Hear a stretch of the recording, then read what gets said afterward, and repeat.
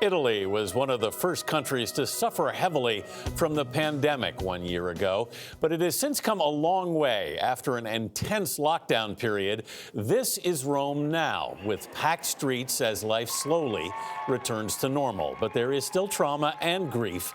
Nearly 96,000 Italians have lost their lives. Chris Livesay reports from the hard-hit northern part of the country. Little Beatrice just turned 1 year old, and what a year it's been.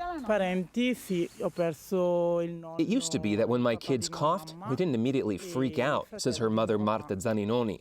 But now in our family, a cough is no longer just a cough. It's really stressful.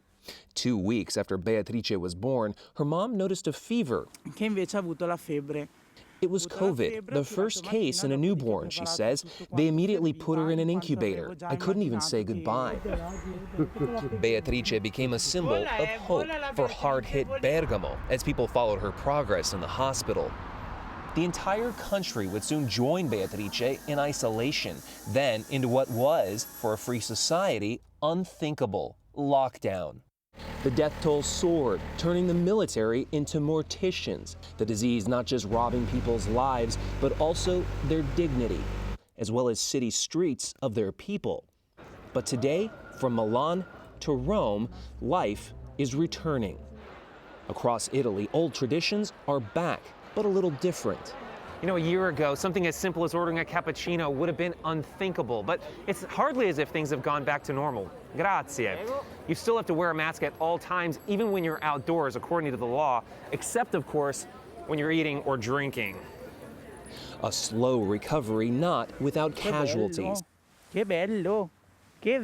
Something Beatrice's mother knows firsthand. COVID killed her uncle and grandfather while Beatrice was still in the hospital. Finally, after 40 days, Beatrice became COVID-free on Easter Day, says her mother. It was a true resurrection for us. Despite all the death in Italy, Beatrice brought us life.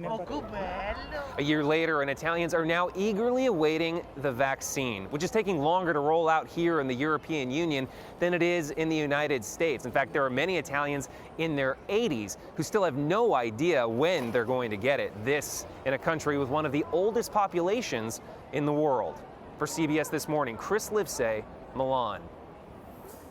Looks pretty good over there in Italy. I want a cappuccino in an Italian cafe. Me too. I was like...